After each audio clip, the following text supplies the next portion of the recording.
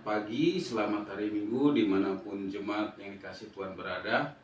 Pagi ini saya akan angkat satu tema tentang membangun keteraturan ilahi yang kita akan baca bersama-sama dari 1 Korintus 12 ayat 12 sampai 18. Demikian firman Tuhan. Karena sama seperti tubuh itu satu dan anggota-anggotanya banyak, dan segala anggota itu sekalipun banyak merupakan satu tubuh, demikian pula Kristus. Sebab dalam satu roh kita semua, baik orang Yahudi maupun orang Yunani, baik budak maupun orang merdeka, telah dibaptis menjadi satu tubuh, dan kita semua diberi minum dari satu roh. Karena tubuh juga tidak terdiri dari satu anggota, tetapi atas banyak anggota. Andaikan kaki berkata, karena aku bukan tangan, aku tidak termasuk tubuh, jadi benarkah itu tidak termasuk tubuh? Dan andaikan telinga berkata, karena aku bukan mata, aku tidak termasuk tubuh, jadi benarkah ia tidak termasuk tubuh? Andaikan tubuh seluruhnya adalah mata, di manakah pendengaran? Andaikan seluruhnya adalah telinga, di manakah penciuman? Tetapi Allah telah memberikan kepada anggota masing-masing secara khusus suatu tempat pada tubuh seperti yang dikehendakinya. Sampai sejauh ini dalam pembacaan firman jelas dikatakan memang ini bicara tentang banyak anggota tetapi satu. Tetapi saya mau katakan sama seperti anggota tubuh, jika tidak berfungsi dengan teratur akan menimbulkan masalah. Itu sebabnya tubuh ini harus berfungsi secara teratur. Nah, demikian juga dengan kehidupan kita. Jika hidup kita tidak teratur akan membawa masalah. Untuk membangun keteraturan ilahi perlu pendisiplinan, kerja keras, serta tekad yang kuat. Untuk itulah, supaya kita hidup teratur, mari kita bersama-sama. Satu punya tekad, satu tekad yang kuat, saya mau hidup saya teratur. Sebab Tuhan menghendaki kehidupan setiap anak Tuhan adalah teratur. Itu sebabnya satu tema membangun keteraturan ilahi. Pertanyaan, bagaimana supaya kita bisa membangun keteraturan ilahi? Yang pertama tentu teratur dalam penggunaan waktu. Kitab Efesus pasal 15 ayat 15 sampai 16, Alkitab jelas katakan bahwa janganlah kita bodoh, tapi kita arif bijaksana untuk mempergunakan waktu. Mari kita pergunakan waktu-waktu yang ada. Terlebih saya percaya waktu kita ada di rumah, stay at home, kita terus ada di rumah, mari pergunakan waktu ini. Jangan kita bodoh. Tuhan memberi kepada setiap kita sehari itu 24 jam. Semua manusia sama. Setiap manusia diberikan kebebasan. Ya, kita tahu dalam menggunakan waktu Tuhan memberikan kebebasan. Namun kita harus teratur. Ada pagi, ada siang, ada sore, dan ada malam.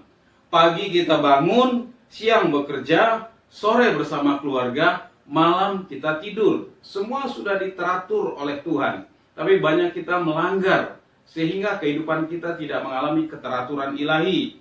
Demikian juga Tuhan menciptakan alam semesta selama 6 hari. Hari ke-7 dia beristirahat. Saya percaya kita tidak melebihi Tuhan. Hari ke-7 kita harus istirahat, harus beribadah kepada Tuhan.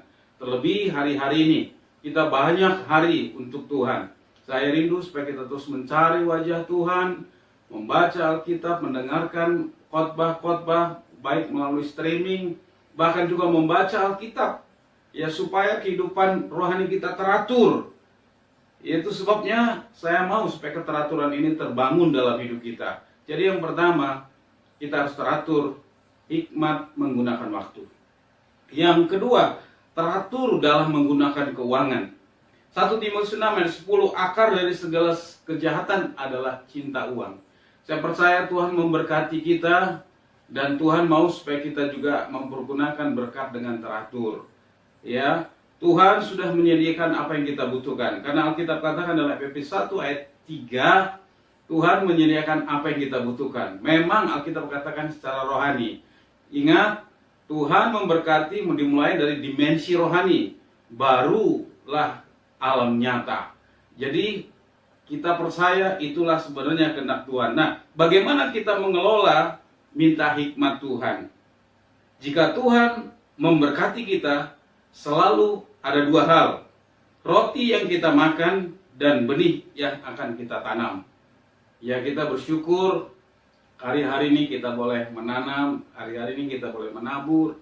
Bukan saja di lingkungan jemaat, kita mau juga ke tetangga, kita mau juga ke lingkungan orang-orang berkekurangan. Mari kita belajar menabur.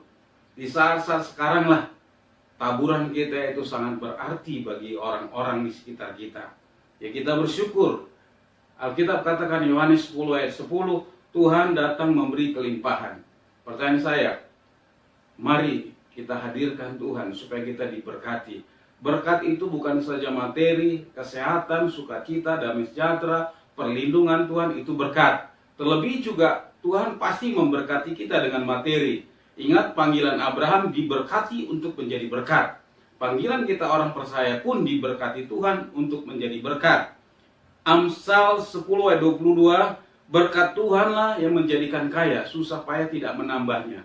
Jadi walaupun kita berusaha sungguh-sungguh, kalau Tuhan tidak memberkati kita, kalau tidak ada perkenan Tuhan, tidak akan mungkin kita menerima berkat Tuhan. Itu sebabnya mari mencari Tuhan, minta perkenanan Tuhan. Bahkan Mazmur 127 ayat 2 jelas berkata, Tuhan memberkati pada waktu kita tidur. Itu sebabnya saya percaya pada waktu Tuhan memberkati kita, ada beberapa hal yang harus kita siapkan. Pertama, mari kita bayar persepuluhan. Yang kedua, alokasikan kebutuhan pokok. Yang ketiga, upayakan menabung. Yang keempat, ikut asuransi kesehatan. Penting itu bagi kita. Dan saya percaya Tuhan berikan hikmat bagi kita, sehingga berkat yang kita terima, kita bisa nikmati, dan bukan orang dunia yang menikmati. Nah, saya percaya itulah yang Tuhan berikan. Mari kita teratur menggunakan berkat Tuhan. Yang ketiga, teratur membangun kerohanian. Teratur baca Alkitab, teratur berdoa, teratur mendengarkan khotbah. Karena keberadaan kita yang akan datang itu ditentukan masa kini. Timotius bisa dipakai Tuhan jadi berkat oleh karena di masa kecilnya dia diajarkan oleh ibunya Yunike tentang kebenaran Tuhan, tentang ketetapan Tuhan. Itu sebabnya saya mau supaya semua kita tanpa terkecuali mari membaca Alkitab dengan teratur. Kalau kita membaca 2 Timotius 3 ayat 15, Alkitab jelas katakan sejak kecil Timotius diajarin oleh ibunya tentang Alkitab. Sehingga di masa mudanya dia boleh menjadi berkat. Itu sebabnya dibutuhkan kerajinan dan disiplin serta kerja keras. Roma pasal 12 ayat 11, biarlah rohmu menyala-nyala. Dimulai, janganlah kerajinanmu kendor. Biarlah rohmu menyala-nyala dan layani di Tuhan. Kuncinya, jangan malas. Amsal 12 ayat 24 dikatakan tangan orang rajin memegang kekuasaan, tetapi kemalasan mengakibatkan kerja paksa. Jadi mari kita rajin. Bahkan Amsal 6 ayat 6 sampai 10 Alkitab katakan belajar dari semut. Semut pada waktu mereka ada, mereka menyediakan apa yang mereka butuhkan. Sama seperti Yusuf. Yusuf menyediakan apa yang akan dibutuhkan. Nah, mari saya percaya kita kerja keras. Tuhan sudah memberikan Roh Kudusnya kepada kita agar kita dapat ditolong mengerjakannya. Masa kecil kita menentukan masa depan, seperti yang saya katakan tadi. Jika anak berbohong, itu karena orang tua menghukumnya terlalu berat di masa kecilnya. Jika anak tidak percaya diri, itu karena orang tua tidak memberi semangat di masa kecilnya. Jika anak kurang mampu bersosialisasi, itu karena orang tua tidak mengajak berbicara di masa kecilnya. Jika anak suka mencuri, itu karena orang tua tidak mengajarinya untuk memberi di masa kecilnya. Jika anak pengecut, itu karena orang tua selalu membelanya di masa kecilnya. Jika anak tidak menghargai orang tuanya, itu karena orang tua berbicara terlalu keras kepadanya di masa kecilnya. Jika anak pernah marah atau pemarah, itu karena orang tua tidak pernah memujinya pada waktu dia kecil. Jika anak berbicara pedas, itu karena orang tua tidak mau berbagi dengannya. Jika anak berlaku kasar kepada orang lain, itu karena orang tua suka melakukan kekerasan kepadanya di masa kecilnya. Jika anak lemah, itu karena orang tua suka mengancam di masa kecilnya. Jika anak cemburuan, itu karena orang tua menelantarkan hidupnya. Jika anak suka mengganggu atau usil, itu karena orang tua kurang mengasihi, memeluknya. Jika anak tertutup, itu karena orang tua terlalu sibuk, tidak ada waktu untuk bermain dengan dia. Namun semua dapat diubah melalui kebenaran firman dan roh yang bekerja di dalam hidup kita.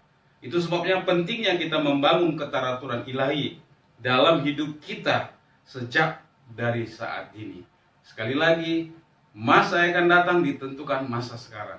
Mari kita belajar untuk mendisiplinkan diri hidup kita dari sekarang. Nanti kita akan menuai kelak. Itu sebabnya keteraturan ilahi penting bagi setiap kita, supaya pada waktunya kita akan menikmati, sehingga sukacita Tuhan penuh dalam hidup kita. Tuhan Yesus memberkati kita. Shalom.